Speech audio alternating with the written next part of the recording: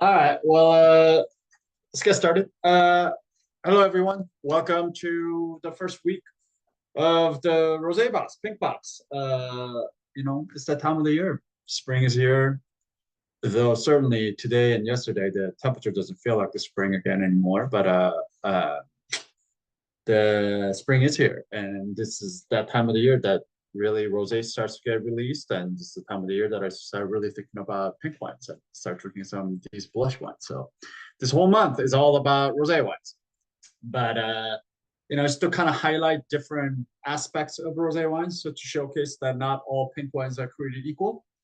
So we're gonna feature some different production methods, as well as kind of like a warm climate versus a cool climate.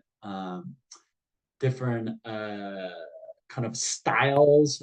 Some of it is going to be really pushing the boundaries of is this red wine? Is this rosé? Where does a rosé stop and where does a red wine begin? That kind of idea. So yeah, it's kind of an exploration of blush wines as a whole.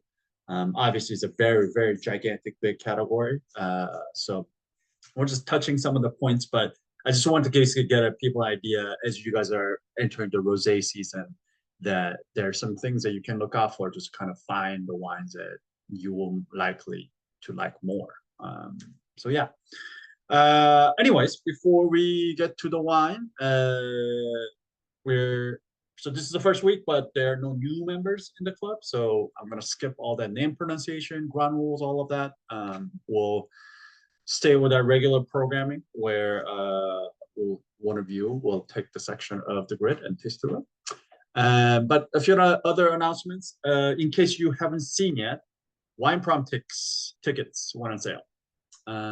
So time tiered as before. So you have till end of this week, till Sunday, at the cheapest, so the original price of 165, and it will just continue to go up $20 each week. So starting next Monday, it will be 185, and then the week leading up to the or no, it's not the week leading up to the week before Wine Prom, the third week of April, it will jump up to 205. So if you're planning on joining us for Wine Prom, I highly recommend that you get your tickets now this week. It also just helps me with getting some idea about headcount and preparing for all of that. So help me help you get your texts if you are planning on coming. All the details are in that email as well. Of course, if you have any questions, let me know. But yeah, we're going back to development seed. We're gonna have what's that place? Tiger Fork, cater to food, and then yeah. So that's the kind of the big details, but the general kind of how it goes: 6 or 7 kind of champagne hour reception, 7 to 9 dinner, and then 9 to 11 hangout slash dance portion, and then I'm sure we'll have some after hour activities that we normally do. So yeah, most of you are familiar with this already, but if you have any questions, let me know.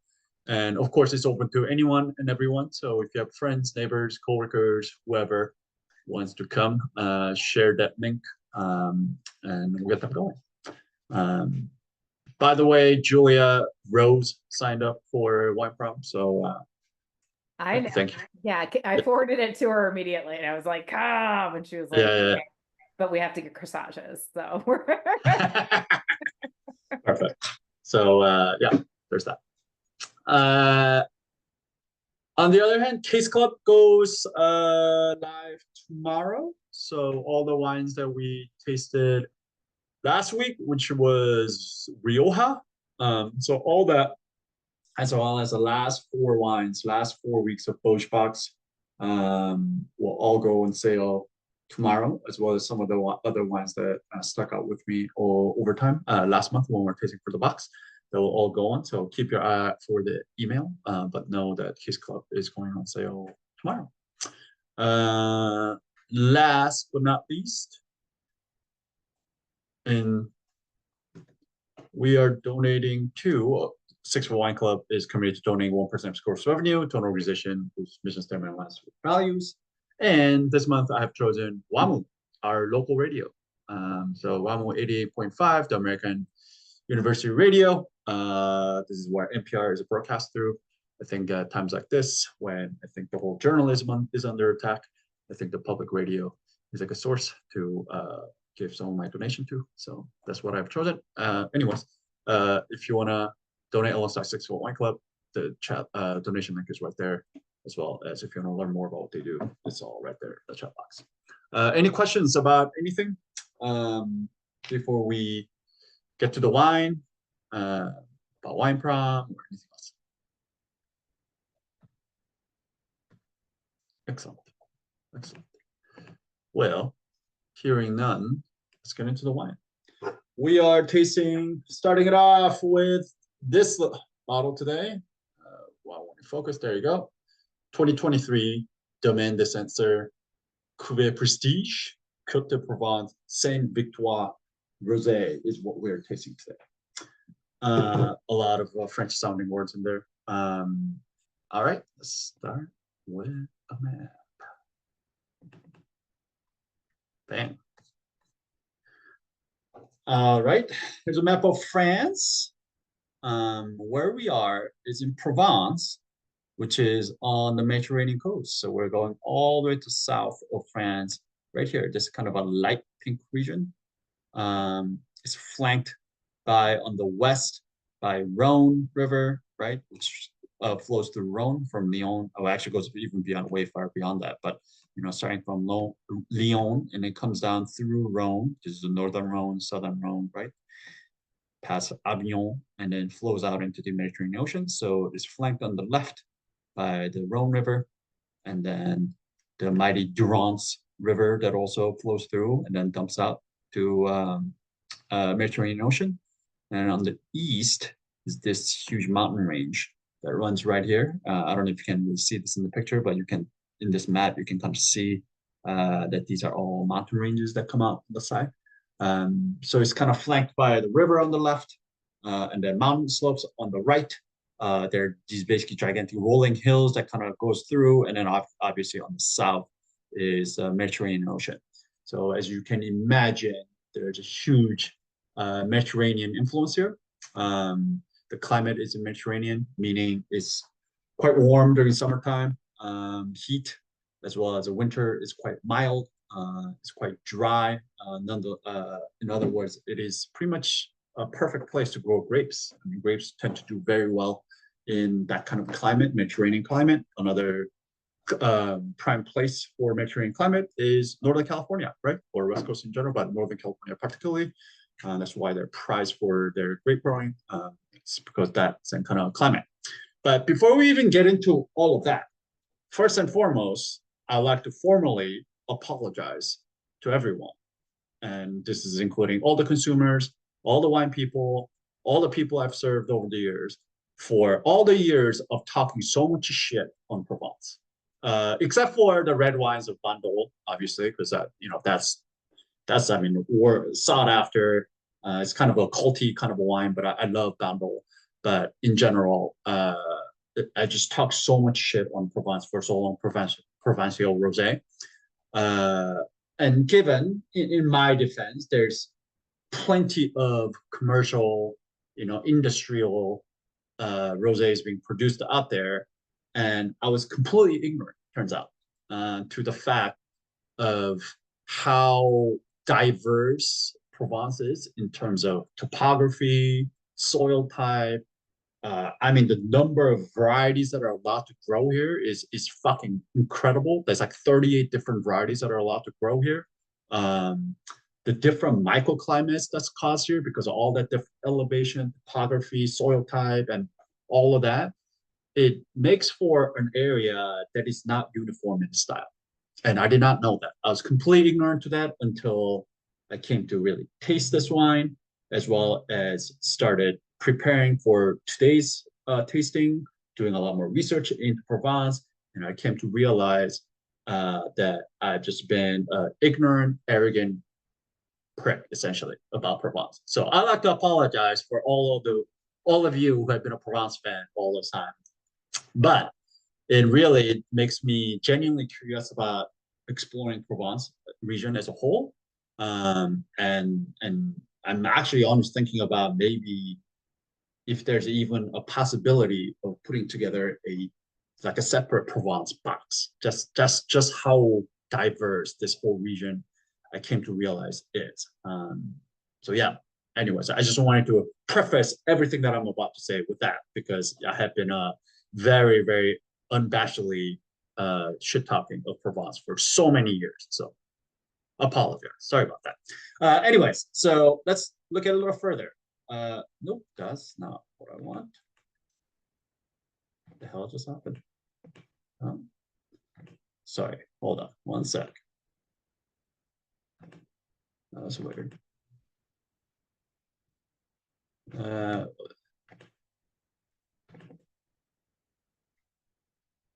Okay, let's try that again. There you go. All right, so if you look at Provence, right, we were just down here, right, on the right that we're just talking about. This is kind of what it looks like. I mean, just look at that map. Just look at all the sub-appellations of Provence, all the different regions, all the different places.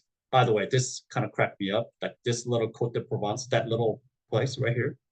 Like, who's that guy? Like, how did this little pocket become its own kind of a part of, like, not even its own thing, right? Belez is just like its own thing. It's its own sub-appellation, its own appellation, AOC. But this is just a generic regional Côte de Provence, part of this bigger pink. But there's one little sliver of vineyards up here that's part of that. Like, how did that? Like, what is that story? I'm fascinated. So, anyways, so we're in Provence. This is all of Provence divided into different regions. The most two probably regions that you are most well probably aware of is Côte de Provence, right? You probably heard that name many, many times, as I have as well as Côte d'Aix-en-Provence, right? These are where basically the most amount of rosés that we know on the market come from. In fact, Côte de Provence is the biggest. These kind of all these, except for Côte du Barra, these kind of darker purple area, these are all part of Côte de Provence. It's just a smaller sub-region within it. This is the biggest one. It covers about 60-some% of the entire Provence. And out of that, 90% of the production in this Côte de Provence is rosé.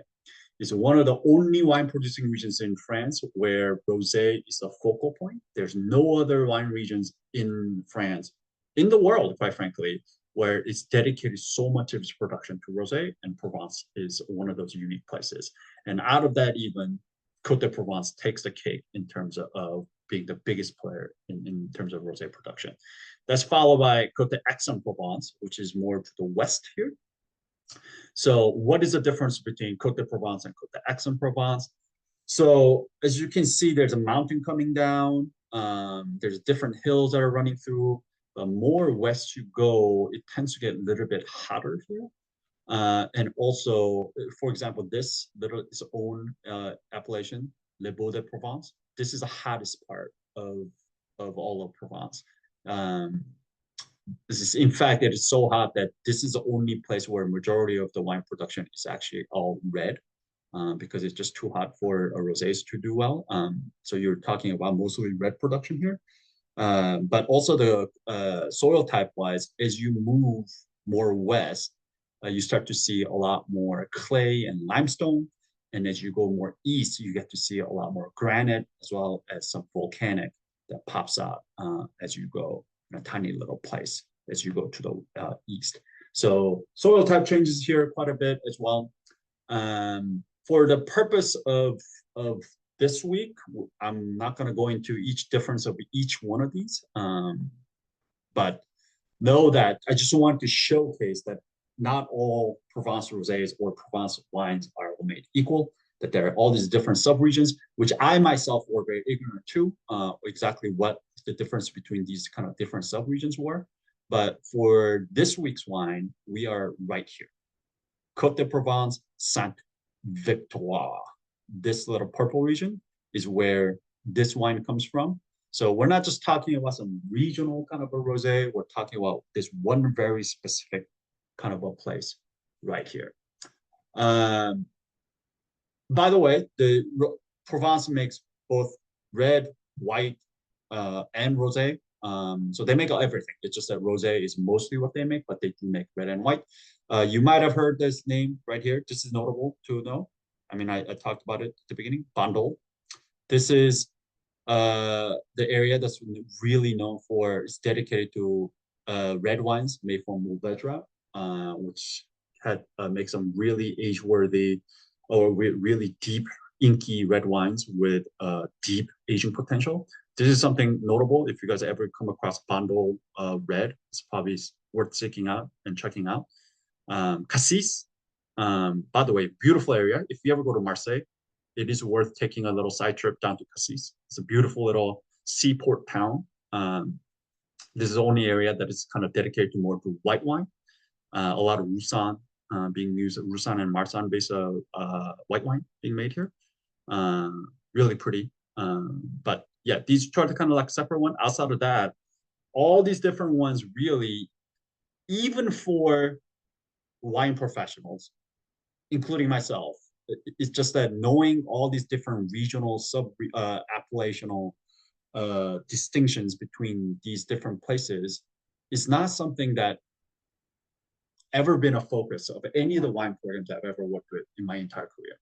And I've worked in mostly French-centric Francophile restaurants and wine programs.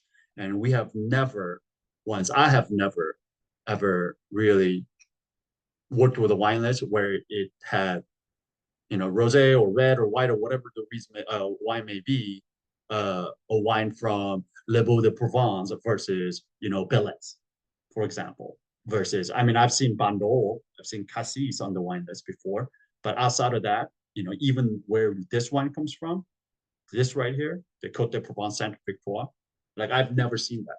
And now I'm understanding why this wine spoke to me so much more than any other rosés that I've ever usually come across from Provence, because there's something special that's different about Sainte-Victoire. So what exactly is that? So this is a sub-appellation of Côte de Provence, became officially recognized in 2005. It's named after the Sainte-Victoire mountain range, which is, I'll show you the picture. So by the way, this is what Provence kind of looks like. These are like mountain ranges that run in the background. So it's not just this kind of a flat Mediterranean, blue ocean, turquoise water ocean, which it is true, they do have that. But in the background is all this kind of crazy mountain range that runs through the region, which again makes for all this different elevation, topography, different exposition. It just makes for a really exciting region for wine. This is basically Domaine, the Sainte-Victoire, the mountain range that goes in the back. This is actually Domaine de Saint-Cyr. It says that right there. So this is that kind of limestone mountaintop that grows in the back. And then that's what this region is named after. But on the south, there's also this gigantic, another mountain range runs through. So it creates this kind of unique microclimate that is cooler and drier than the surrounding appellation of Côte de Provence. And which makes sense, and we'll talk more about this when we get to tasting it. One of the issues that I've always had with the Provençal rosé is that it is just so kind of like blasé. It's just kind of like the way I feel about Rhone whites, right? It's like not much acidity, there's not much freshness, it's just big and flat, and it's flabby, big, and a lot of fruit, right? Very approachable and all of that, which is great. But there's so much sunlight here, so much ripeness. Like ripening the grapes is not a challenge here at all. But finding that freshness is the issue because it's so hot and so warm. And oftentimes that is what's lacking in a lot of Provençal rosé. But in this wine, I found that acidity, I found the freshness. And then the reason is because it has that microclimate of being up on that foothills of this mountain that I showed you. In fact, the Tannat producers' vineyards sit at the elevation of about 400 meters, which is the highest in appellation, which makes sense in terms of why this wine spoke to me, because it has that, not only the ripeness of the fruit and then the body of that comes from it, but also the acidity and the freshness. Let's see, what are some other things I can tell you about Provence before getting to wine? Oh, I also didn't know this, but apparently Provence is the oldest wine growing region in all of France. It was the first place where Romans planted their grapes, and it is the very first recognized wine growing region in all of France, which I did not know. The dizzying amount of varieties that I mentioned that that is allowed in Provence. I'm gonna put some the big ones down here in the chat box. But this is just the very. This is not even half of what's allowed to grow here. So I mean, if you look at that, that's incredible, right? I mean, also given that kind of rich history, given that Bordeaux varieties also brought down here at one point, given that there's all these different microclimates, different elevations, different soil type, it makes sense why there would be so many different varieties that are grown here.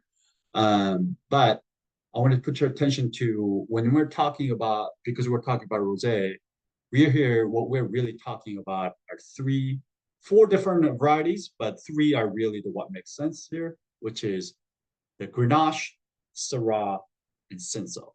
Cinsault is the king here. There's a lot of Cinsault being grown here. And then it's a blend. Anytime you get a provincial rosé, know that it's most likely going to be a blend of Grenache, Mourvedre, Cinsault, I'm sorry, Grenache, Syrah, and Cinsault, and with some Mourvedre sometimes thrown in there. When you're often talking about this region of France, whether it be Southern Rhone or Provence, you're going to hear that term GSM a lot.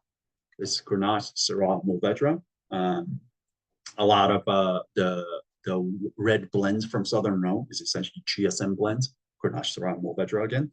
It's a similar thing here. When you get red wine from Provence, it's a GSM blend. When you get to rosé, it's also some Cinsault thrown in there as well, or it's mostly Cinsault, but with a mixture of Grenache, Syrah, and Mourvedre thrown in there as well. But yeah, this is also a fascinating kind of information that I didn't know. I always knew Provence was a pretty sunny, and then ripening the grapes is obviously not a problem there. But Provence averages about 2,700 to 3,000 hours per year of sunlight, which is about twice as much as normally was needed to ripen fruit. And the grapes usually need about 1,800 hours of sunlight to fully ripen. And Provence averages between 2,700 to 3,000 hours, just to give you an idea of how sunny and how much UV rays you get down here.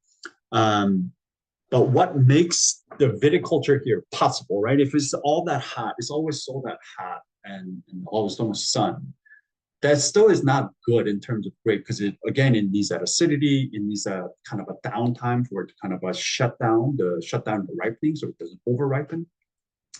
And then what happens is there is the same thing. If you ever been down here, especially in the kind of a fall, late fall, early fall, late summer kind of a time, you're gonna come across, you will notice how fucking windy it is down here.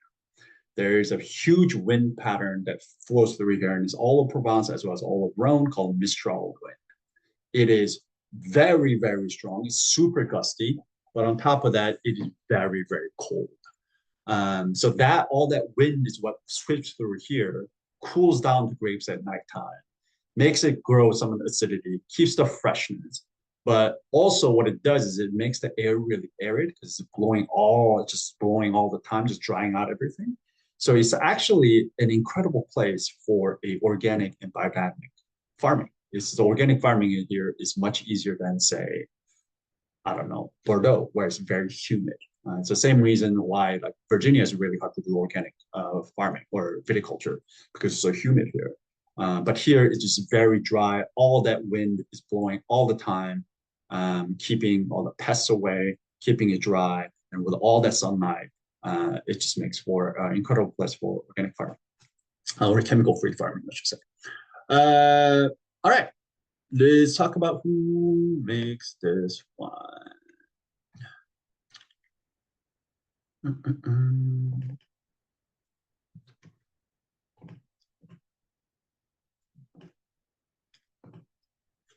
This is a lady. So Domaine de Sainte-Victoire is the name of the winery. It is currently run by this lady, owned and managed by Jacqueline Guichot is her name.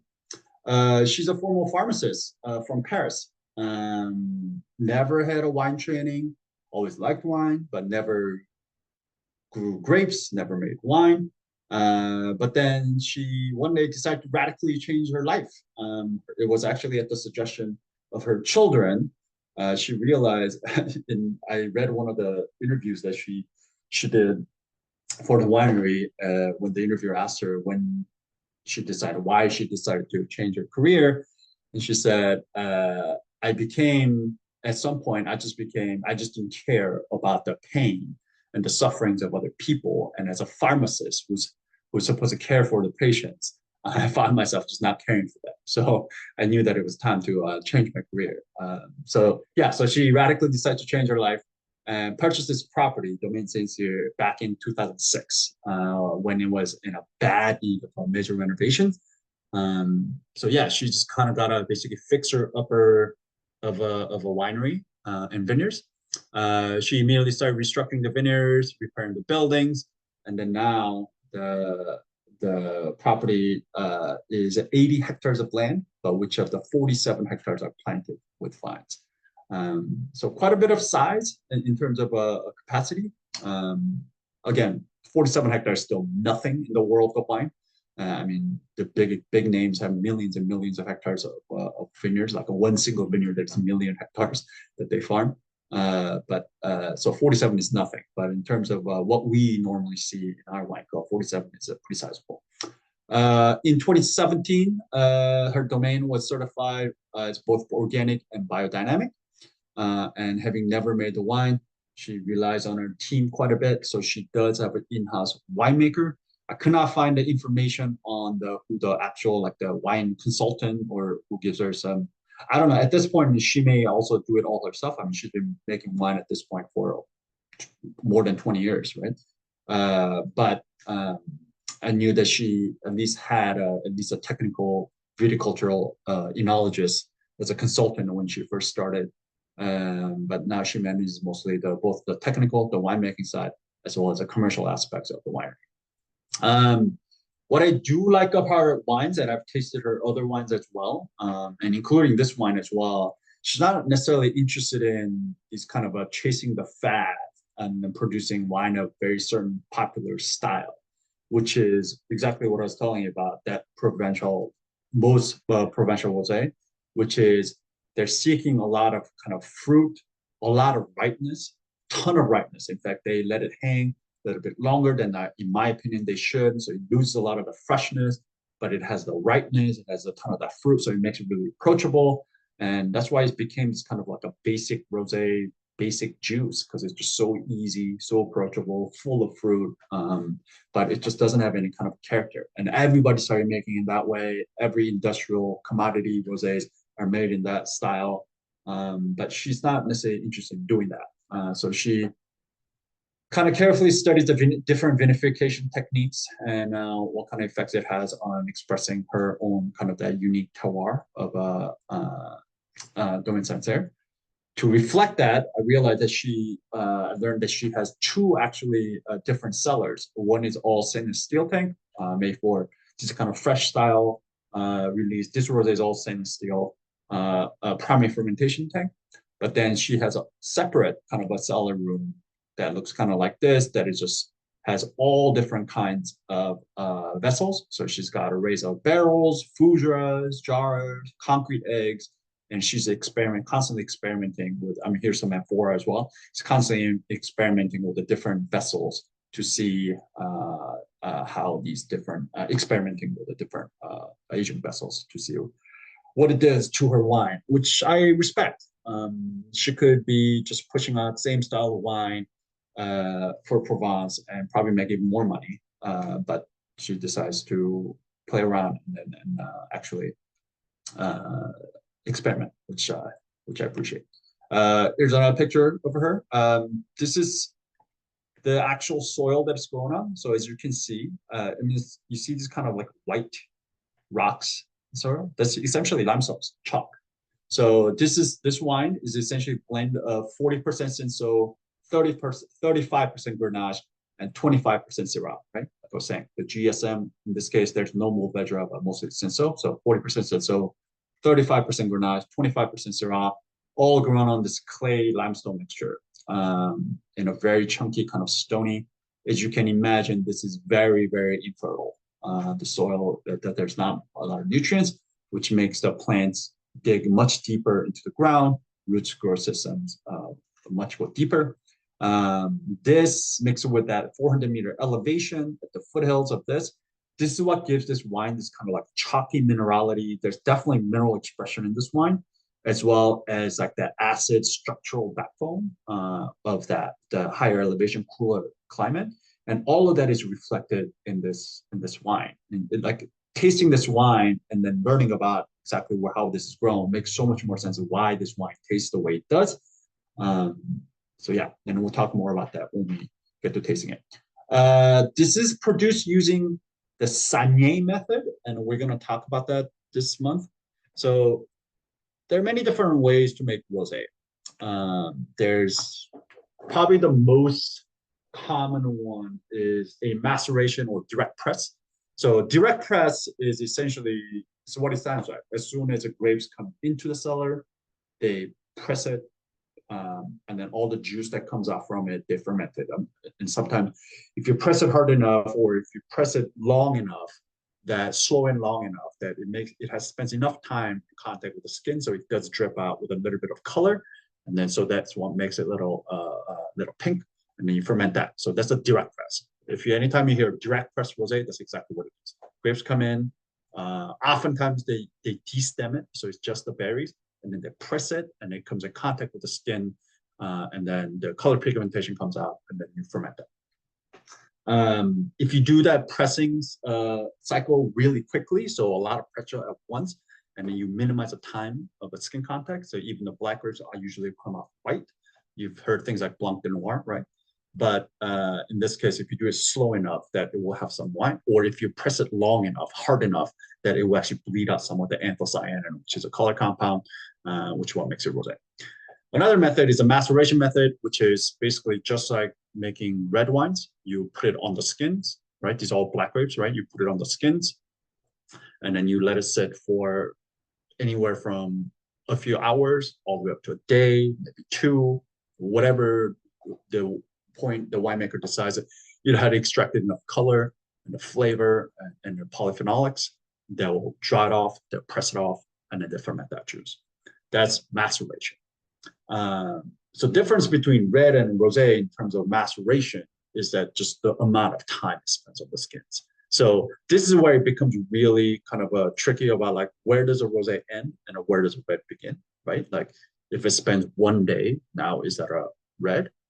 But if it spends 2 hours, that's a rosé. So what if it spends 8 hours? Now is that a rosé, or is that 12 hours? So it's really, in terms of what is a rosé and what is not, or what is a red, it really depends on what the winemaker calls it. When we get to the last week of this month, we're going to really teeter that edge between red and a rosé, and you'll see what that, like you decide whether that to you, that is a red.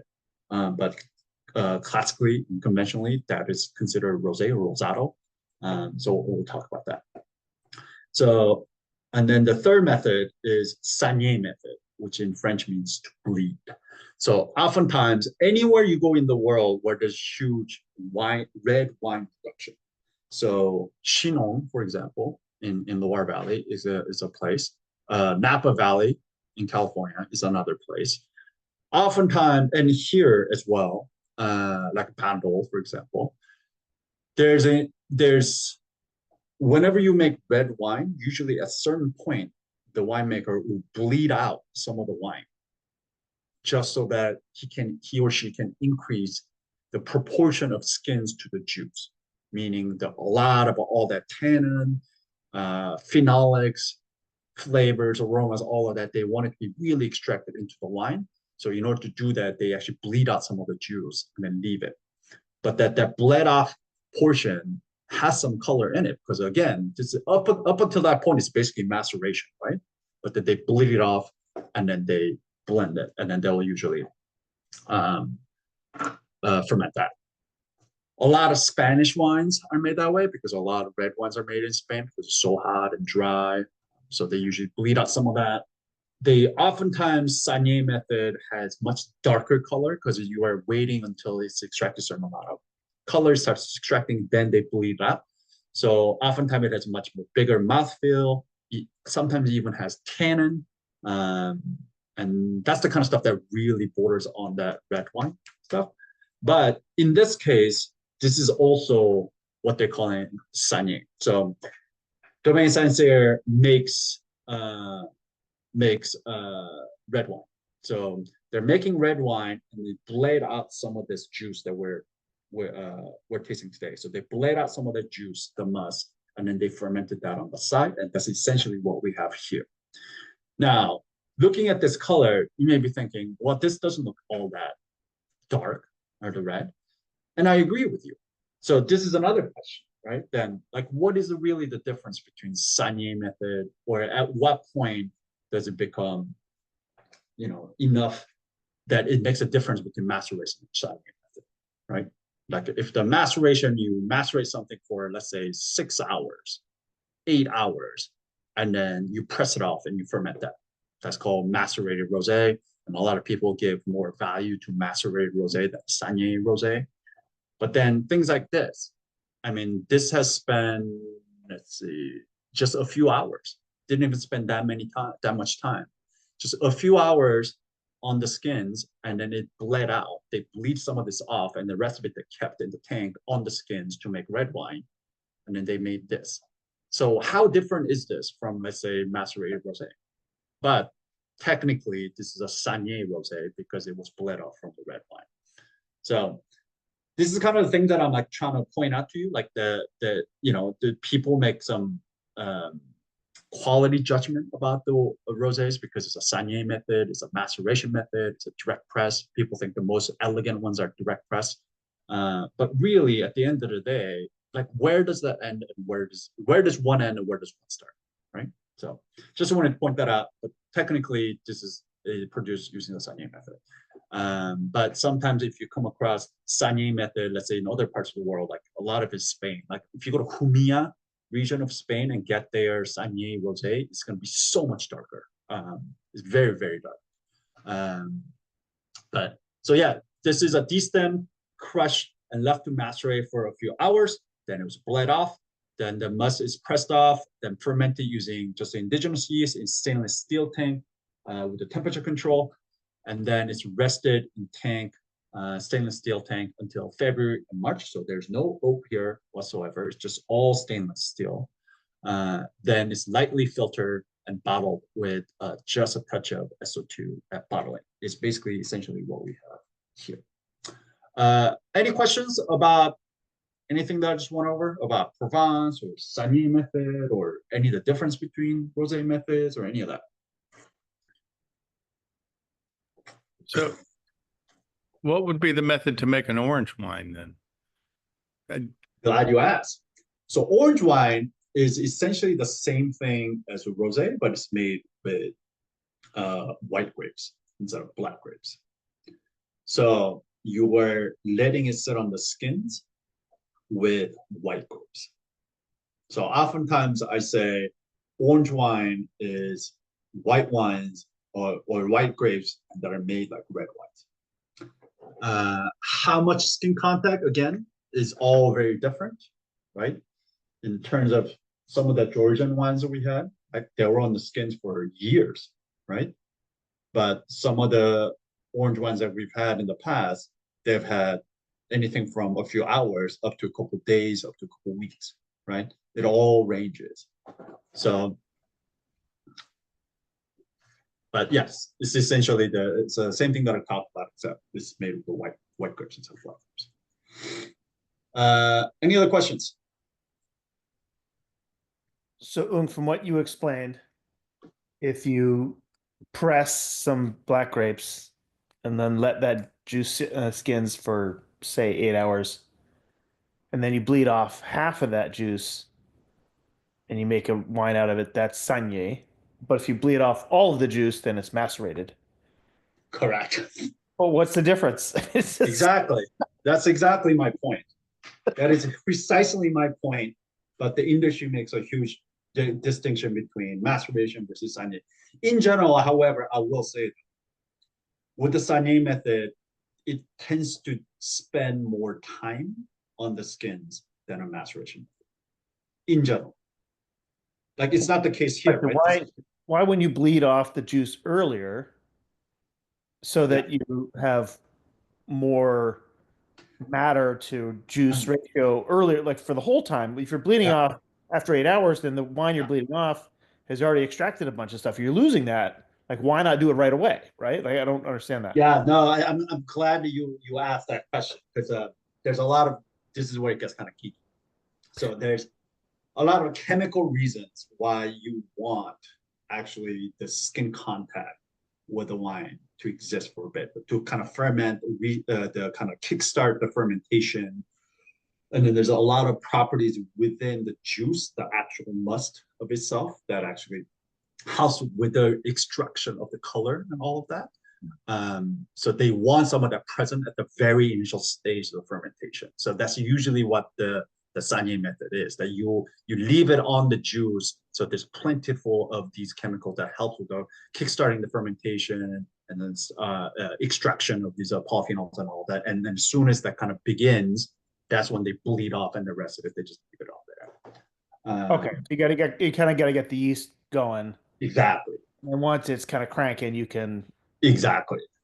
Yeah. So there's some of that difference. So I give you that. So in general, that's usually why saignée method rosés are a little bit darker. So Tavel is another one if you want to stay in French. So French rosé called Tavel, that's a Rhone rosé. There's a small village called Tavel in Rhone. They make a lot of saignée method rosés, and it's much darker. But like things like this is where I question, right? Like this is like so. I mean, this just spent a few hours and they bled it off. Like, why? Then, you know, what's the difference between this and maceration? So, and again, if we go even outside that, now, if you don't get real wacky, you know, and we've had that here, like we can have co-fermented kind of grapes, right? Red and white, all in one basket, fermented together. That's one way to make. Another way to make rosé. Another way is to blend them, red and white wines, blend them together. In most parts of France, it's not allowed, except for, again, in the most prestigious part of France, which is Champagne. That's where rosé champagnes are made by blending, literally mixing red wine and a white wine together. Like everywhere else, they're like, oh, that's fucking sacrilegious. Like, you can't do that. But, you know, fucking hoity-toity champagne that holds themselves so high and mighty, they're like, oh, we're going to blend red and white together. It's wild. Wine laws are wild.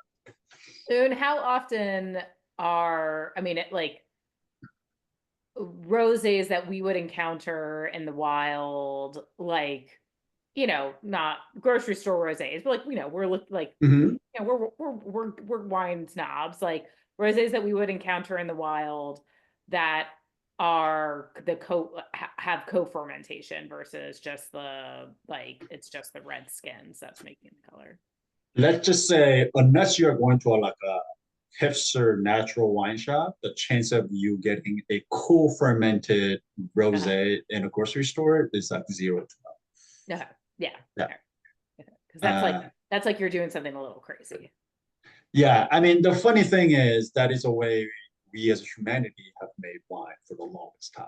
Like that is actually the old way. Right. That's like the traditional way. But now it's like becoming cool again, right? Like it's like everybody's going back and like we're taking back the old school. And only the like hipster natural wine people are doing. But like the conventional wineries, like co-fermenting. Yeah, that's kind of my question. Yeah. Yeah. Because the reason is that why conventional wineries and these big commercial wineries would never do that is because it kind of takes away predictability and control. Yeah, I was gonna say, yeah, the consistency would be a problem. But yeah.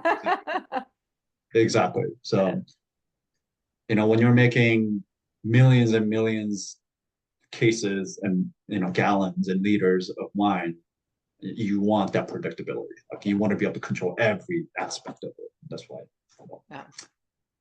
And oftentimes, honestly, the grocery store rosés are even going to be like a Sanye method. They're just going to be because it's just it's kind of, I think the reason why people talk shit on Sanye method rosés is because it's a byproduct. Right. Yeah.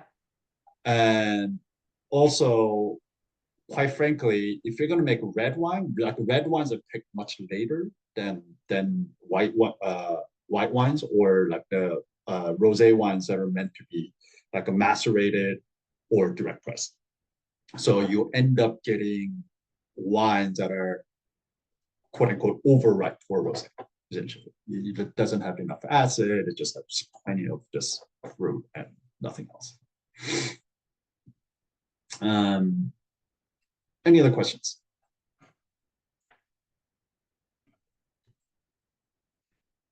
Excellent. Let's taste the wine.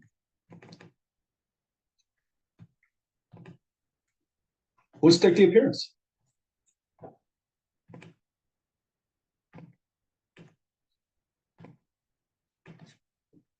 Don't everybody jump all at once. We'll do it. All right. Hey, how's it going? All right. Yeah. Doing good, doing good. All right. For me, it's clear. I don't know. I don't know if Oh, clear. this wine has been filtered, lightly filtered. I couldn't find what the filtering method was, but I know that this one, at least the text, said it was lightly filtered. So yeah, this one is definitely clear for sure. Yep. And then, sorry. And then intensity, I mean, I would say medium. Like Yeah, I can see, but it's not totally pale. yeah. I'll call this about medium as well. Okay. All right. Doing good. All right, now we get to the rosé section. That's exciting.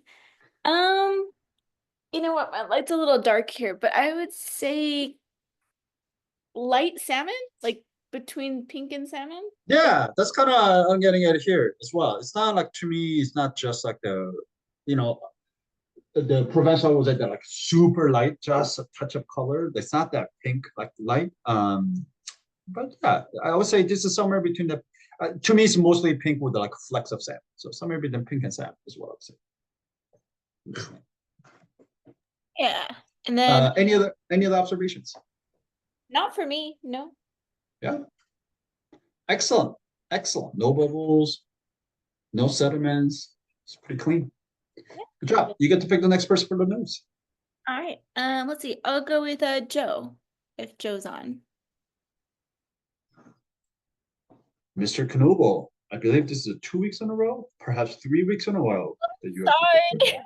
You just got one of those. Oh fuck! I just walked the door from getting home from work. Oh, yeah. I just opened the wine. I haven't had dinner, and I'm. Joe, I'll pick somebody else. I'm so sorry. No. What are we doing? What was the? It was nose. I like your level of dedication here, Joe. Hold on. I'm like literally. I just fucking opened it. Hold on. Love it. Love it. What is it? Taste or nose? We're doing nose. Nose. Hold on. One sec. I haven't eaten today. Don't judge me. Just gonna get hammered. Love it. I was boiling water for dumplings. Ooh. All right. Hold on. I'm on my phone.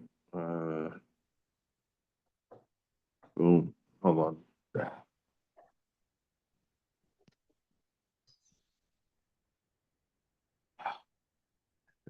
Sorry. It's all right. Not your time. Nose. All right. Let's get nuts.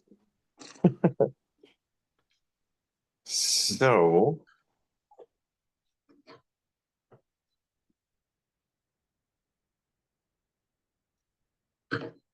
Clean as always.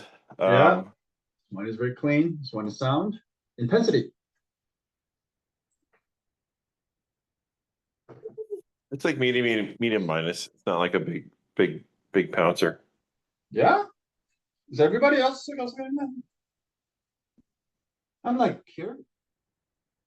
So yeah, that's like an inch. I'll call this medium. Yeah. Medium. Yeah, I'm calibrated to your wine, Un, so like you just kind of spoil us. So it's like, oh fuck. I'd say here. What Un wine, what's medium is like, very minus in the rest of the world. Anyways. Take it. All right. Medium intense aromas. Ooh. What do you got?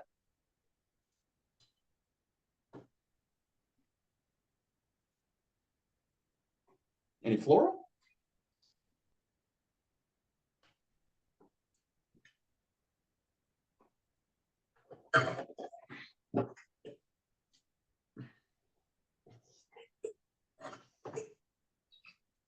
I gotta think about this. It's has a good amount of lemon, the floral character.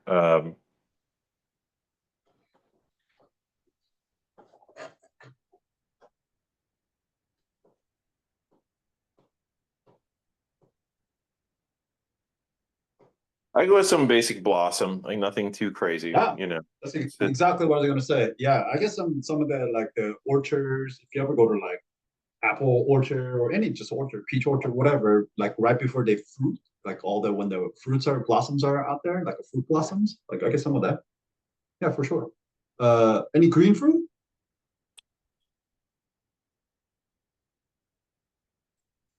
No. Yeah. To me, it's not a bunch of green fruit. Citrus, you said lemon, and totally agree. There's a ton of citrus on this thing for sure.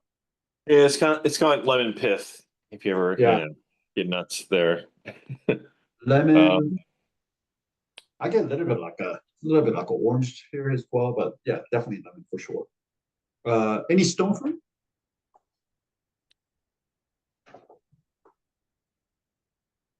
Vague peach. Yeah, touch of peach. I think that's an excellent, like a touch of like a white peach, not even like really ripe yellow peach or anything, but like a little bit of white peach or something like that, for sure. Any tropical? Tropical.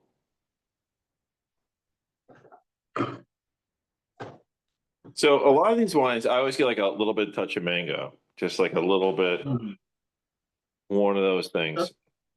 I mean, listen, this is a very warm place, so it's not uncommon to get a little bit of tropical. Yeah, I mean, if you want to call it mango, based upon my knowledge of mango is based upon like sugary drinks in the 90s. Snapple mango mixed with vodka. I actually think the New York mango call is actually not quite good here. I like that kind of like, yeah, a little bit of like a tropical, like a sweet mango-y kind of a thing. Yeah, I think that's right on. Any red fruit? Nope. No red. No red, no black. No dry cooked. Herbaceous. Nope. Wait, you get no red fruit on this thing? No red fruit.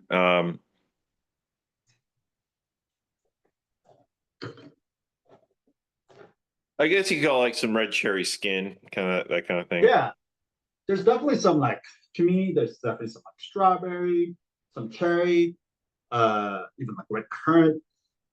Again, not as robust as like let's say a red wine, but this does see some skin contact with the red, exactly same polyphenolics from the red skin. Some of that has been extracted out there, so it makes sense why you get that. But yeah, I definitely get some red fruit here for sure. Very, very just kind of like a light touch of it. And maybe this belongs to later when we get to herbaceous and herbal. Well, yeah, we'll talk about that when we get there. But yeah, I definitely get some strawberry, red cherry, that kind of stuff for sure. No black fruit for me. Nature of the fruit.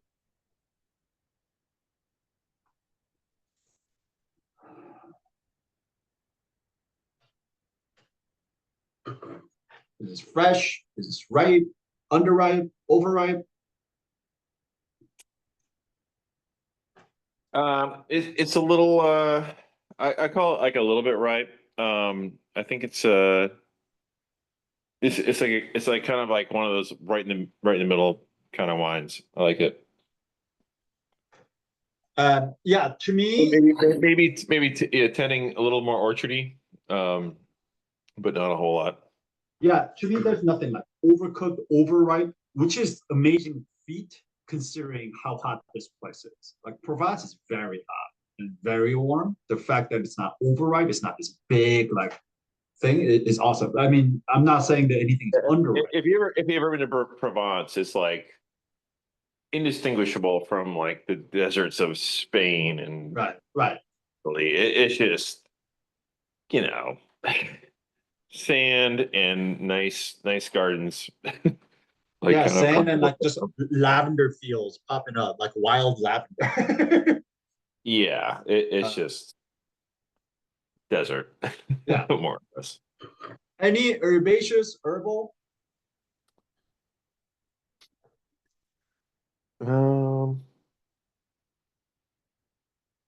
No. So this is what I was gonna say when we're on the breadfruit, and it's not on here. And then I often get this with, especially like just a touch of skin contact, very lightly macerated rosés, which is I always get this touch of like watermelon. But with this one, it's not just the watermelon fruit. It's actually not the red part.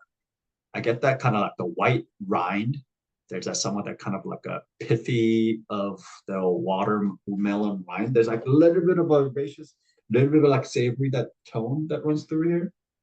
That's why I mentioned like there's like a lemon pith kind of thing. Don't get nutty. Yeah, like it's not just fruit and flower here. Like there's touch of something savory, like underripe, herbaceous. It's not necessarily herbaceous and herbal. Like to me, my mind goes to that like white rind part of watermelon. Kind of like what you were talking about, lemon. You said it's like a lemon pith instead of like skin, or flesh, like that kind of thing, like a pith of a fruit. There's some of that running through here, which is nice. The fact that this is, really ripe, all the fruit is really ripe and fresh, but then there's touch of that kind of like an underripe savory quality. Again, it's a testament to the where this wine comes from, which is the highest vineyard elevation in the appellation. Yeah. All right. Any spice? Any minerality?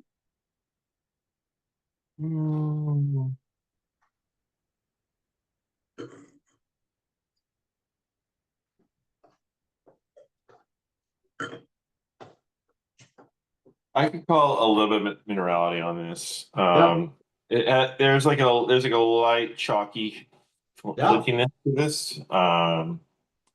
But Absolutely. nothing like super extreme, but it's absolutely.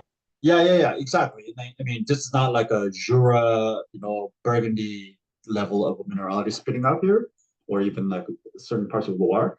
But yeah, there's definitely that kind of like chalky, limestoney kind of like minerality here, for sure. Any secondary, any tertiary?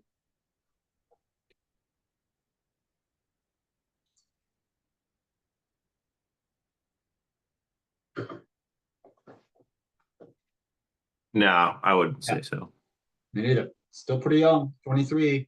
So yeah, we're landing all right here in the primary. Excellent. Excellent job. You get to pick the next person for the palette, and now you get to go eat dumplings.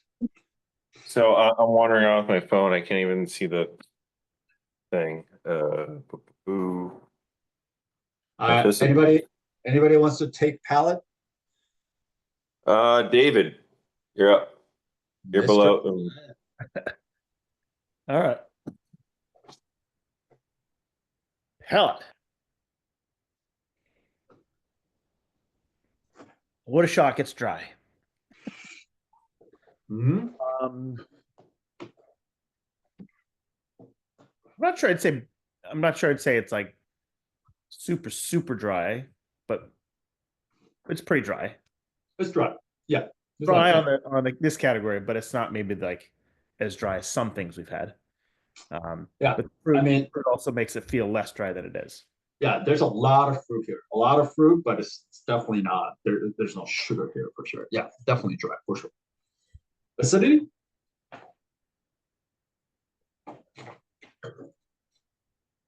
Decent amount of acidity. I'd say at least medium. Mm-hmm. I'm not sure I quite get to medium, so maybe medium plus. Yeah, exactly. I'm not sure if I'll go all the way to medium plus on this thing, but definitely higher end of medium here, lower end of medium plus. And again, this is the biggest gripe that I have with the Provençal Rosé. It is just does not have acid. It just does not. And it's one of the things that like piss me off. It's like I just want a really refreshing, all these like, barely there fruit kind of a flavors with the refreshing acidity. And some minerality thrown. Like I want all those things, and most of them just don't have it. It ends up making the wine feel very just kind of lazy and flatty. But this one, the fact that this is getting medium, high end of medium, lower than medium plus territory, again, testament to the site of where this comes from, higher elevation. Yeah, so there's that. Tannin, it is possible to have tannin on rosé. I was about to say, I would say between low, medium, minus, but it's not nothing. You can tell it's there, but it doesn't really dry out your palate. So I go back and forth on this thing. Yeah, I mean, if I were to call this on a tannin level, this would definitely be like a low. But there's definitely something here, like texturally, that I feel on the wine. And then it's that, I don't know if that's necessarily the tannin, given that there's only a few hours on the skins, like it'd be hard for it to extract that much tannin within that time. Or again, that kind of like a chalky minerality. Sometimes, wines when they're grown in that like really high limestone chalky content, like Champagne has this, right? Champagne has that kind of chalky minerality. There's some of that going on here, which I appreciate. But whether it be that's tannin, whether it be that's minerality, it's hard to tell at a very low level of tannin like this. But definitely, like you and I are definitely picking up something texturally in this wine. Yeah, absolutely. Alcohol. Alcohol, I think it's medium. I would say probably like a 12. I mean, it's not nothing. 13.5. Okay. Yeah. Okay. I was sort of thinking it couldn't be very high, but okay. But Yeah. So 13.5, that puts us in the medium. And this is another thing. Of all the wines, rosés, particularly of this part of the world, I've seen alcohol be really out of balance. Again, because it gets so easy to ripen grapes here and get sugar development. So you just let especially in the style of Vance Rosé that the industry is making by fucking millions and millions of gallons, where they're over ripening the grapes and letting sugar and flavor and ripeness really develop before they're picking it. That I've seen Provençal Rosé with 13.5. 14 is rare, but sometimes I've seen 14, but even at 13 to 13.5, like just the alcohol feeling way out of balance, just because it just doesn't have the acid, doesn't have freshness or none of it. So I'm surprised that it has so much acid, but then is ripe enough to generate that much alcohol. Yeah. It's got to be all that sun, right? Yeah, exactly. I mean, all the UV rays is exactly why it does all of that. There's nothing that's underripe in terms of like a ripeness and then the flavor development. There's nothing that is under here. Like everything is like so ripe and beautifully ripened. Body. This kind of comes back to that whole discussion around tannin. Like it's not a light wine. I'd say medium. It's got some weight, right? Like, I mean, this is even. I almost want to like push it to higher into medium. I don't want to go all the way to medium plus, but yeah, definitely. Yeah. Like it's got some weight, and this is another thing about Provençal Rosé. And we're going to talk about other styles of rosé for the rest of the month, where the bodies are going to change, especially with the cooler climate rosé. Body's going to drop out a lot more. A lot of people think of rosé as just kind of like a light pounder and all of that, but it all depends on where it comes from, the climate, how it's made, all of that. But this particular rosé definitely has some body. It's definitely got some weight. So I'm going to call this at least medium, bordering plus as well. Mousse, we don't have to talk about that, but I do want to say I just poured myself another glass, fresh glass, and I got a little bit of like a CO2, like a dissolved Yeah. CO2, a little bit of fritz. Not anymore, but when I first opened it, I definitely noticed Yeah, little peak pool like kind of. yeah, exactly. Especially something that is young, that is something that is made solely in stainless steel tank with no oxygenation that happens at all. This is pretty common for rosés to have that kind of bit of a dissolved CO2. Flavor intensity.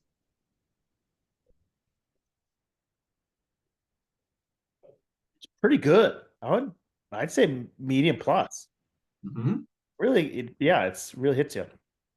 Yeah, I mean, everything about this on the notes, this is where I was like kind of going on to that medium plus, but not quite there. So I call it medium, but the same thing I feel with the flavor intensity here. It's kind of on that medium plus. It's not quite there yet, maybe medium, but I think that's my wine is also, I pulled it out of the fridge right when we're starting.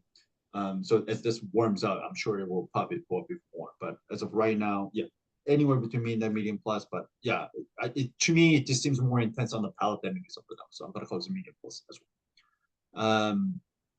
All right, do you confirm everything that Joe pointed out? Is there something else that sticks out to you? I would confirm everything. For me on the palate, I get a lot of strawberry, and I would say more lime than lemon. Okay. But yeah, everything else we talked about is totally hits the same. Yeah. Yeah. Yeah, I agree. No secondary, no tertiary, all primary, little blossom, little red fruit. Again, my mind just keeps going back to that watermelon rind. There's something savory here. It's not just the fruit and flour.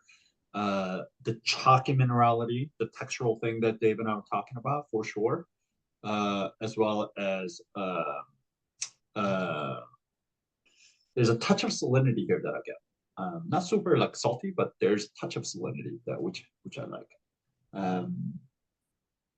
All right, finally, the length. How long is the finish?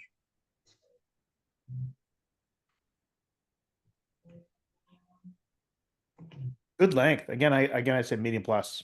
Yeah, I'm gonna call this a medium plus as well. I mean, initially, it's yeah, that's cool. yeah, initially all the fruit hits. It's like the sweet fruit, the citrus, and then it turns into some of that like watermelon, salt. So it's got kind of a savory kind of a finish, but it lingers. So I'm gonna call it again everything like for me in terms of intensity is landing right here somewhere between like the medium plus, just at the cutoff. Like you can go either way. You can go medium plus, you can go medium, but yeah, definitely not just not short. All right, let's bring it all home. How good is this wine? And would you age it? So I never quite remember what all things are, but it's balanced. I think it's very well balanced. Mm-hmm. Complexity, it's all primary driven, but there is that hint of savory. There's that kind of body and weight to it that makes it a little more interesting and complex, the minerality. So between good and very good, um, intensity and finish, I think are on that cusp of medium plus. Yeah. As always, we're generous, so I'd probably go very good. Yeah, exactly. I think this is the perfect wine that's teetering right on the edge of being very good. But yeah, like somewhere between good and very good. So if you landed on good, I think that's perfectly reasonable. But being generous, we're going to call this very good. Would you age this? I mean, it has the acidity, but I don't think that's the point. Yeah. I think I actually think it's really delicious right now. So exactly. Like most rosés, it's not meant to be aged. It's for early, youthful, kind of fresh consumption, and this is no different. The acid is there, it's high for rosé, particularly for Provençal rosé, but it's not like screaming high. We're not getting to solid medium plus or high territory. Even the concentration, we call this somewhere medium plus, not squarely medium plus. So for me, this wine is all about this freshness, drinkability, approachability. Drink this now. Don't worry about aging. I think it'll be perfectly fine. I don't think it's going to go anywhere for like a year or two, but in general, drink it now. This is what I was call this now. And this is also, I wanted to say this is 2023. So all the new rosés that are coming out now on the market are the 2024. Like the container that's about to hit in DC is 2024. So this has had about a year of aging in the cellar. A lot of people think that rosés are meant to be drunk as soon as it's released. You want to drink it as fresh as possible. But to me, honestly, and this I actually believe that wines in general, I think the wines just need a little bit of time for it to kind of relax and meld into its own place. And rosé is no different. I actually like rosés that are like about a year, like 6 months to a year after that have been released. Personally, for me, I know some people who completely disagree. But for me, I think that about a year later, even up 2 years, I do, and not all of them, obviously, not all rosés are like that. But ones that have decent amount of acid, the ones have characters like this, I do think they actually really get into their own spot after about at least 6 months, but usually about a year and longer, to really get into their spot where they really mellow out and things start to harmonize. Maybe you lose an immediate kind of like a first hint of freshness and youthfulness, but to me, it's worth the kind of like the overall harmony and then like the better mixing, blending of all the flavors of Provence about a little bit of time. That's just me, but you guys be your own judge. Any questions? Any disagreements about anything that we just went over? Did everybody like this one? Did anybody not like this one? Yeah, okay. I was hoping that today's weather would be a little bit warmer. This would be like the perfect for a little bit warmer, but hey, you know, never a bad time for a rosé if you ask me. All right, well, let's play everybody's favorite game. How much do you think this wine is on a retail shelf? And how much would you be happy to pay for this on a retail shelf? Provence, but it's not a generic Provence. It's a very smaller sub-regional appellation of Provence, right? So a little bit smaller geographic area. Size of a production producer, 47 hectares. It's not like we're talking about 10 hectares. But for all intents and purposes, a youthful entry-level kind of rosé. It's not meant to be aged for a long time. So yeah, how much do you think a rosé like this, at a quality we call very good, should cost? 2020, 26, 24, 24, 23, 28. Oh, wow. You would pay more than what you think this would go for, Julia, huh? And you are the closest one. This would be $22.50 on the retail shelf. So for $22.50, I think it's some excellent rosé. You know, it's not just like this commercial plonk that we see in the store everywhere. It's got some acid. It's got that minerality. It's got that textural component. You know, plenty of fruit. Yeah, I think it's a deal at $22.50 for sure. I would drink this over. What is a other one that you see all like? I think Whispering Angel, right? Is that thing is more than $22.50 on a retail shop? Right? Isn't that like 25? Yeah, it's like $26. Yeah, right. Like I mean, given also this is a direct import by our local importer. So we're skipping the middleman. So I get it. So if you are getting this outside of DMV area, it'll probably be a little more expensive. Again, the 30 to 35% markup is going to go up, right? But at $22.50, I would drink this any day over Whispering Angel. Any day. Whispering Angel's terrible. It's terrible. It's horrendous. But there's a Cote d'Aron rosé that's probably about 20 bucks. That's pretty good. Yeah. I mean, again, also with the Provence, I will say this. These days, you are paying the tourist surcharge. Like it has become so popular. It has become such a tourist destination that they can get away with charging more because everybody just wants to drink up Provence rosé. There are two categories in America that have consistently grown every year, without a doubt. And it's rosé and it's sparkling. And within those two categories, particularly Provence rosé and Prosecco have outpaced the growth of any other sector of wine industry every year for like last 10 years. So given that trend that you can get this for 22.50 at this quality of Provence, if you are a Provençal rosé person, I'll say this is fantastic. And I told my rep when I tasted this that this is like Danny, this is the only Provence rosé that I've wanted to drink in my memory. Honestly, I mean, that's kind of my question is like, I mean, there is a time and a place for a rosé in my life. And, I don't, I'm not going to hate on I think there was like this moment, right, back in the day when it was like all rosé is trash. Right. Mhm. And then like that started to change. And like, I think the sort of like public or like the American consumer mindset about rosé changed. And then there was this explosion because it's just like, oh, then like we can all just drink rosé and rosé is fun. And it doesn't mean that like we have bad taste or whatever, like, but I do feel like I have a very hard time navigating like the rosé shelf, right? Or whatever. Like I think there's a couple of rosés that like I know that I like, but like that's very few and far between, right? It's mostly just like all I say are like labels that I don't reckon, or it's like they're all Provence or they're all like I don't know if you have any recommendations about like navigating.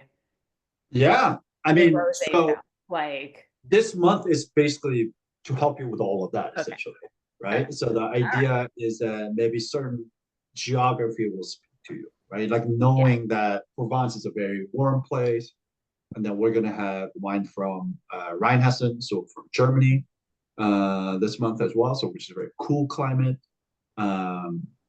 I know we're gonna have some wines that are like different production method. So from that, maybe you can draw some kind of like a pattern, like, oh, these are like the kind of the rosés that speak to me. To me, I'm a cool climate rosé person. Like Sancerre rosé, if you ask me, Sancerre should be a rosé and a fucking red territory. Like they should stop making white.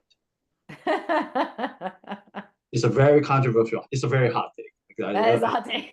I'm gonna get a lot. Yeah, I'm gonna get a lot of hate mail from other people if I say that publicly. But like, yeah, to me, it is a like they make ageable rosés there. But there's certain things that come from cool climate rosés that, I mean, acid really. But to me, the freshness, the kind of angular structural kind of like sharpness of the wine and all of that, to me, speaks to me a lot more. But that's just my preference. Like what Dave was talking about. There's plenty of delicious Côte de Rhône rosés out there, and Provence rosés out there. It's just that I'm not like I when I'm drinking rosé, like I want really like sharp, linear, very kind of like a. But that's in general, that's what I like in wine anyway. Yeah. So. Yeah, I mean, in general, we just want to avoid like strawberry juice. Well, Mhm. I mean, I think we know how to avoid strawberry juice, Yeah, but like there's like still there's just like I mean there's just like so many, and sometimes it's fine, you're just like I just want to like a rosé to check the rosé box or whatever. Yeah. So there's something I've noticed, Yeah. which is that like you'll find a good rosé, and just a couple examples. Like 5 years ago, we drank some Dark Horse, and it was actually pretty good. Yeah. And Michigan Liquors had Pink Cider Reuben, which is some Bulgarian rosé, which was delicious. Yeah. And then like 2 years later, it's crap. It's totally different. Like Yeah. theory is that like they put this new thing out in the market and it's like pretty well produced and it's pretty good and it becomes popular. And so like, crap, we just got to buy a bunch of grapes and make as much of this as possible. Yeah. and therefore it becomes garbage. That's kind of my theory, because that seems to happen again and again and again. Whispering Angel, I think, was like that. That it started out good, and every year it just got kind of crappier and crappier. But that's my theory. Yeah, I mean, that's true. Whispering Angel, when they first came out, and I was like, oh, for like a mass-produced rosé, I'm like, this is actually, or Provence rosé, I'm like, this is not terrible. And honestly, every year it got worse and worse and worse and worse. I was like, what is it? Why is anybody drinking this? Like, it's not good. Exactly. And I feel like that's happened again and again. That because we would literally go to Michigan Liquors or whatever liquor store and just buy 6, 7 rosés and we'd try them all, and be like, oh, this one's good. And we'd get a bunch of that, and the next year we'd get it again, and all of a sudden be like, it's not good anymore. It's gotten too blousy, too. Well, I mean, like scaling up in the wine industry is like growing grapes for 70 years, and then Yeah. now we're ready to scale up. So yeah, it makes sense. Yeah. Yeah.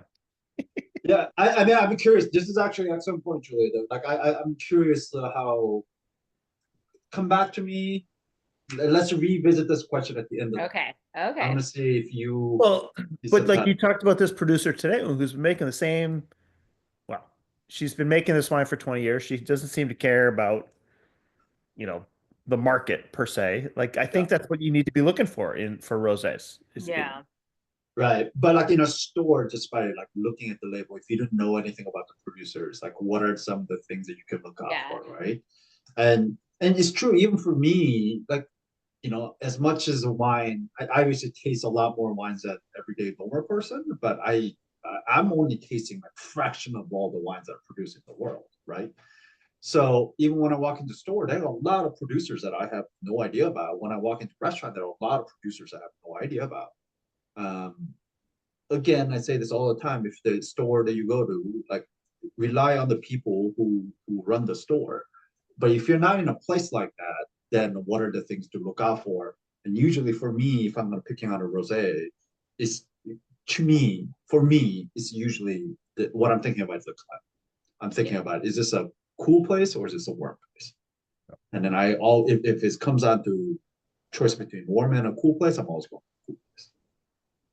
Because that's what I like. I just know that that's what I like. Yeah. But, Yeah. No, that's fair. So do you look at the label that, like, this one says it's biodynamic? Would you hunt for that when you're searching too? If it's a choice between something that specifically says biodynamic and others, yeah, I would tend to go with a biodynamic. But is that I don't know, trump card? Like if nothing says a biodynamic and it's one bottle says a biodynamic, but like quite frankly, honestly, if I was in a wine store, if I didn't know anything about this producer, like it is very unlikely that I would pick this one.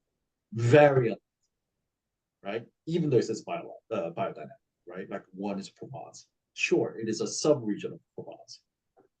Now I know that, but up until yesterday, I was ignorant to this fact of how different and diverse Provence was. And, in my ignorant, arrogant, talking shit attitude, I'd been like, I'm not buying fucking Provence rosé, like I would have never bought this bottle. But now that I've been awakened, I'd be like, oh, so it's just like, this is actually a sub-region of Provence by a dynamic producer. I am much more inclined to try this bottle. Mm-hmm. I don't know if you know it, but Whispering Angel is actually a Louis Vuitton brand. Oh, is that right? I always thought it was the Brangelina's. We thought it was. We had this conversation about it being Brangelina's, but it was a different rich person, I guess. Okay. They do have Brangelina has a wine, but it's not Whispering Angel. Okay. LVMH is huge. My buddy he still owns Blue Run Bourbon, was trying to get his company bought by LVMH. Yeah. And they brought him to Paris at one point and feted him with huge, magnums of champagne, all this stuff. Yeah. Like, this would be pretty sweet. Yeah. And then David Kors bought his company instead. I mean, to your point, David, this makes sense, right? Like, Whispering Angel probably started out as something like this person, right? Jacqueline, making their own wine. trying to do something, gets bought up by fucking LVMH, and then now it's part of this like huge brand portfolio. And it's all about predictability and control, consistency. Every year it's got to taste the same, you know? Like, it's probably exactly what happened. Well, that and they have to buy grapes from all over the place just to satisfy the volume. Yeah. Exactly. They're buying up grapes from everywhere. Exactly. Yep. Everywhere. All right, I gotta run, guys. Ah. Out of curiosity, how much, like, are you guys huge rosé people? Like, do you guys drink a lot of rosé? Is that like a seasonal thing? What is their people's general opinion of rosé? Just out of curiosity. It's for us, it's seasonal. Yeah. I have like a slightly positive view on rosé. Like it's not strong, but it's not negative. Yeah. I mean, I think we tend to substitute like rosés with like white wines, right? It's like, okay, like we made like spicy dinner or whatever. Oh, we don't have a white wine in the house, or you know, we don't want to drink that. Like, let's try this rosé to go with it, right? Like it's we also have a machine that makes frosés, which Listen, no judgment here. That's for bad rosé. That's for bad rosé. That's listen, I love frosé, so you don't have to justify yourself. But to me, like that's not a wine product. That's like no, that's not. Yeah, exactly. That's not a. Yeah, like I don't know. I mean, we always like we do these like these 6-packs that they do at Wardman's all the time, and there's always like there's always going to be a rosé in there, and like so we just like we always have rosés around, and again, like I do think I like it, but I also it is you're always getting something a little different, right? Like, and sometimes it's not what you want. Sometimes it's, I don't know, like, and I think that's where I struggle, right? With like the expectations of what you're going to get. But do you know if there's like a particular region in the world that you prefer, particular like style you prefer? I haven't really paid attention. Okay.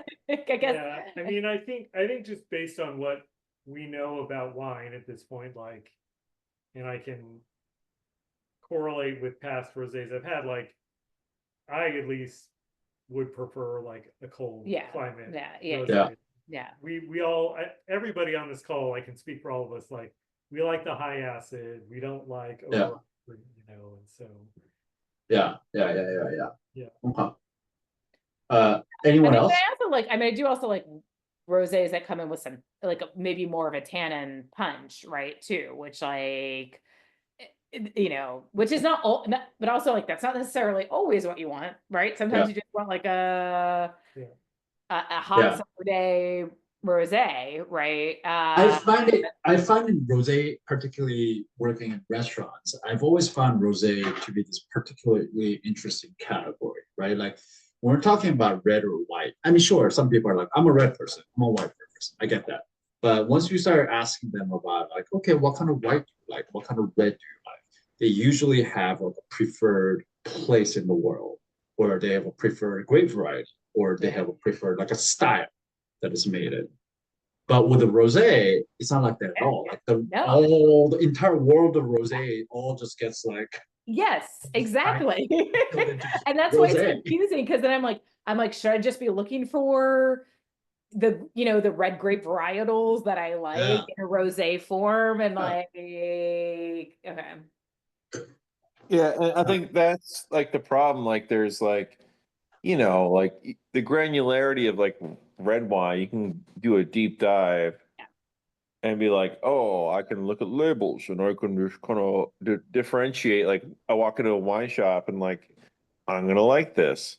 Rosé doesn't have any of that shit. It's just like all over the fucking place. It's like, oh, And it's always paired together as rosé, so, right? you As know, opposed to it being like to say you don't like rosé is just like anything else. Like it's just like if you get the right shit, it's fine, but you can't parse that when you walk into a wine shop because it's always just some fucking bullshit. Like who knows? Like Yeah. I mean, it's also true, right? Like it's like red or white, and then like rosé is a separate category instead of like a rosé being part of it. Like rosé is not in an aisle with right. Like why French. isn't the Provence rosé in the French section with the Right. you know like Yeah, like it just feels like if a wine shop is a library, like I understand the Dewey Decimal System for red and white, and then like rosé is just like not indexed in any way at all. Yeah. Rosé is like the audiobook section. Yeah. product to France. It's like what the fuck is this? $12. All right, I guess I'll drink this. After a bender. Yeah, I know. I've always found it to be very interesting. Like, why is it that rosé just gets lumped into as a one category? Like, because to me, it's especially as a I blame the French for a lot, but that too. Yeah, like, but especially as a restaurant wine person, like rosé is actually a fantastic thing to have in my like tool belt in terms of like pairing because it ranges so well. Like I can go so many directions. Like when there are, yeah. So like for example, if there's a table of like fucking 8 people and they're getting something that is so far different from everything else, and they want me to pick one bottle that's gonna go with everything, right? It's usually a rosé or sparkling is the direction, right? Like, so in some ways it's very useful, but in terms of as a consumer, as somebody who's trying to, like, to your question, Julia, trying to figure out, parse out what is it that I like, how do I find the bottle that I would like? I feel like the industry as a whole, like the retail section, is not doing us a favor. Like it's not making it easy for consumers. It's just like throwing all rosés of the world in one section. Like, here you go. Like it's just too fucking wide. Yeah. All right. Anyways, do people drink rosé outside of summer season, like warm time? Do you guys drink rosé in the winter? Yeah, I mean, like I said, I think we drink it when it pairs with stuff that we're like. I feel like we have less rosé in the house in the winter. Yeah, sure. Yeah, if we're having like Asian food or spicy food in the winter, we'll do rosé.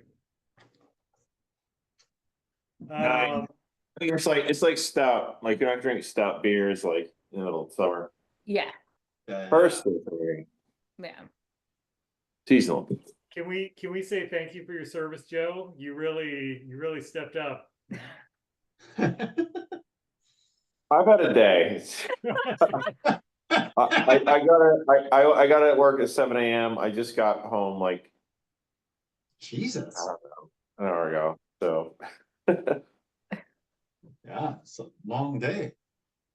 Have you had Costco frozen dumplings? Fucking banging. Yeah. Wait, which dumpling? All right, this is a question. Favorite frozen dumpling, brand or yeah, like where do you go? So I don't eat meat, so I'm not a good like. But the Whole Foods, like the 360 dumplings, I do. I hit up a lot. So which one? Which flavor? It's just like it's the only vegetarian one. Vegetarian. Okay. Yeah. Okay. All right. So oddly, like these Costco dumplings I just got were fucking fantastic. Is it Kirkland? Before you mentioned that, I was like actually already re-ranking stuff in my head. I was like, well, Trader Joe's like dumplings are like obviously pretty good.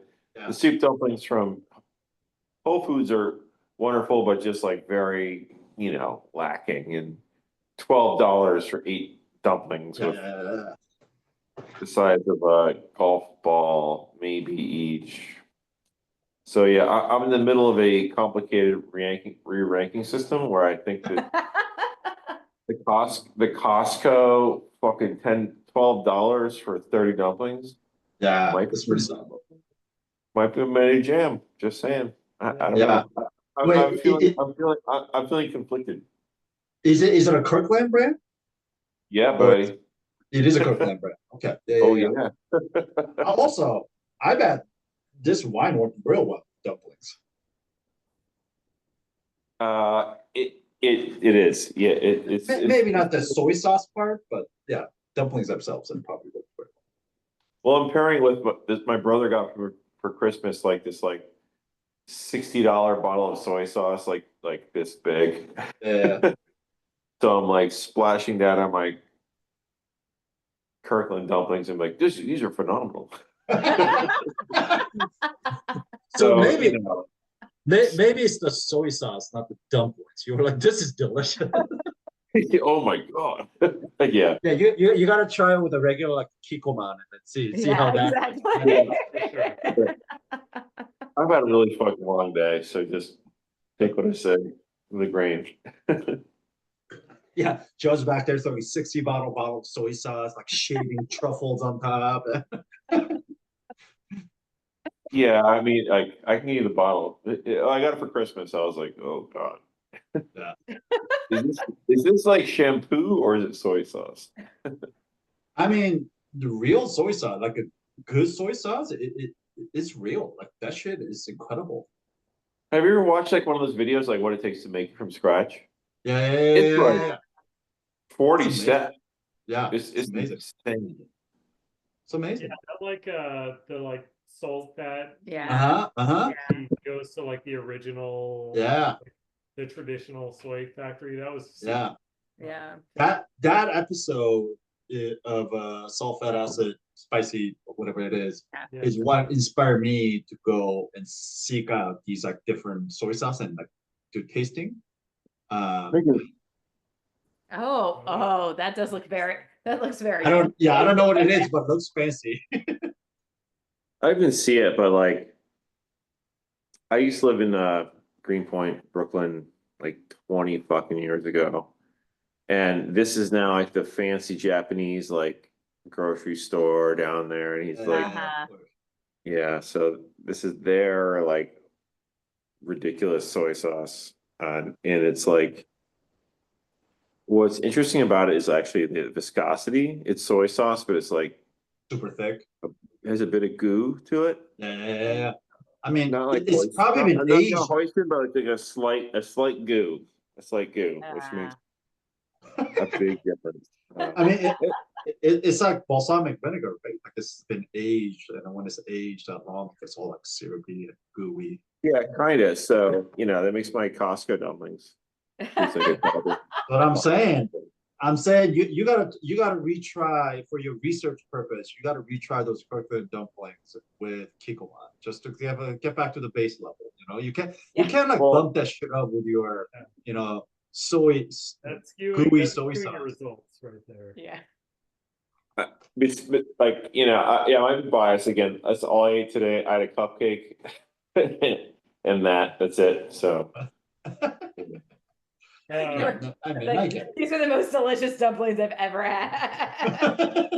Yeah, I was like literally like while we're tasting out, I was just like, I was doing rounds. Like I had steam microwave like before anyone called on me. I'm like I already ate like 3 from an old bag, and I just like going rounds. I was like I was kind of dying.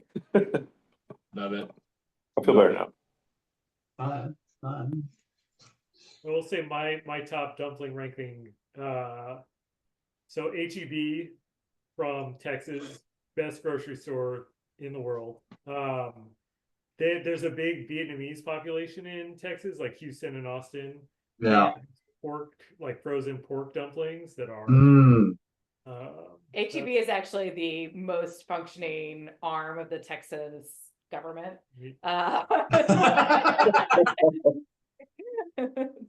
No power outages there, huh? Dan, I don't know if you've been to HB. Well, Julia, actually, their veggie burger and their veggie nuggets is actually some of the best I've Oh, ever had. I did not know But that. Hilly's Burger in southeast of DC, which is like Oh, right. many on 14th. So they're like a Texas themed burger joint. And And they had like the name, the anagrams to HEB. yeah, it's a HEB was Hill like- East Burger, Yeah. but it's HEB. Yeah. So they use the HEB's logo from Texas. They got a cease and desist letter from HEB from fucking Austin. So they framed it, the cease and desist letter, framed it, and then displayed it in the bathroom like properly. And then now you go there, and then you have a HEB, what used to be called HEB sauce, and then it's literally on the menu. It's just crossed out. It says trademark sauce is all it says. They like take it as a sign of pride.